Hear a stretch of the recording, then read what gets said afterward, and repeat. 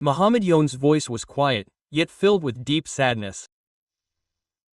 His eyes held a glimmer of loneliness at the loss of a comrade who had worked with him to make pro wrestling a success for so many years. Sugaya-san had love.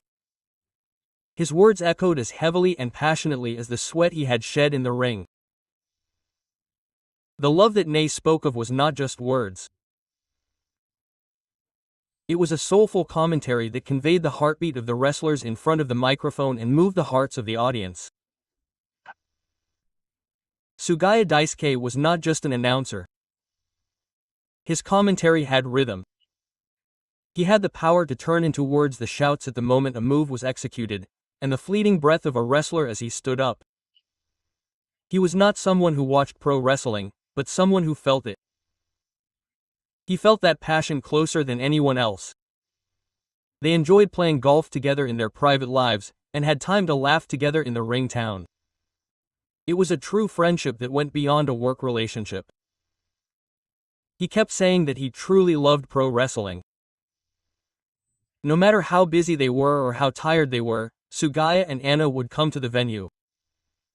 They would hold the microphone, feeling the scent of the king and the passion of the audience on their skin. His commentary moved everyone's heart. With just the passion in his voice, he brought out the players' determination. He conveyed the drama that transcended the outcome of the match. That was the essence of Daisuke Sugaya's job. Before he was a professional commentator, he was a man who could empathize with people's feelings. When I was injured and when I returned, he always spoke kind words to me. "Youn-san, there are people waiting for your match.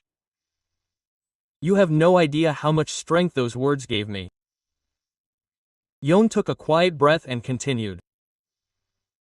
He commentated in a way that kept the players positive. It wasn't just his technique, it was his human warmth. He touched not only the hearts of the fans but also the hearts of the wrestlers. According to a report by Nippon Television, Sugaya collapsed after returning home from work. Hemorrhage from digestive tract. It was a sudden farewell. He was 53 years old last year. People who were too young will eventually pass away. I know that. But when someone with such a passionate heart passes away like this, those left behind can't help but feel a void. Youn said this with clenched fists. He was a man who gave his all to everything.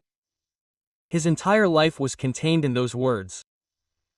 The image of a man who devoted everything to commentary, love, and friendship comes to mind. I think he lived to the fullest. Those were words of hope amidst the sadness. The time that Shuga and Anna lived was short but intense. They certainly left their mark on the hearts of many. Youn smiles as if looking up at the sky. I'll go there someday too, so let's talk about pro wrestling again. Those words were somehow gentle, even though they were wet with tears. The time the two spent talking about pro wrestling will never return, but the memories will never fade. That commentary voice, that smile, that earnest look. All of them still shine in my heart like the lights of the ring. When the audience celebrates, his voice is surely mixed in. When the wrestlers stand on the mat, it is his words that push them forward. He is no longer on the commentary stage. But his soul is still at ringside. The stories of the fights told through his microphone will never end. The young fans who grew up listening to Shuga's commentary and the wrestlers of today have inherited that passion. He was not just an announcer, but a storyteller of pro wrestling culture. For Youn, he was like a precious family member. He was always cheerful and welcoming, whether at the volleyball arena or in the locker room. He can't forget the way he would smile and say, "That was a great match today," wiping away the sweat after a match. He'll never see that smile again. When he thinks about it, a hole opens up deep in his heart. But it's because of that smile that he's who he is today. That's how Youn felt. Without him, pro wrestling might have been even more lonely. That's how much Sugaya was trusted by the wrestlers. He understood the individuality of each wrestler and read their innermost thoughts as he commentated. That was the power of Sugaya Daisuke's voice. Fans are now expressing their support on social media. Your commentary made me fall in love with pro wrestling. Just hearing your voice warmed my heart. Each and every one of them is proof of his life. When I hear that voice, I smile a little. Everyone is getting to me. He murmured quietly, as if he were talking to a dot. Pro wrestling is the very essence of the human journey. Even when you fall, you get back up. You face hardship with a smile. Sugaya continued to convey that spirit through his commentary. His voice still lives on in the ring, in the sound of the bong in the finale and in the hearts of the wrestlers.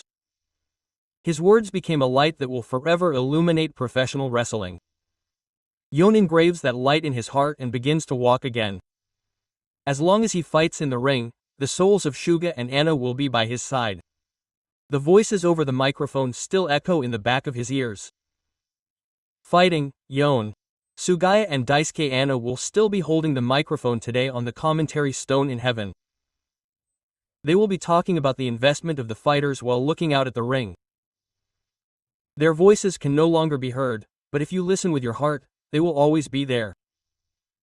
Muhammad Yon's words were proof of that love.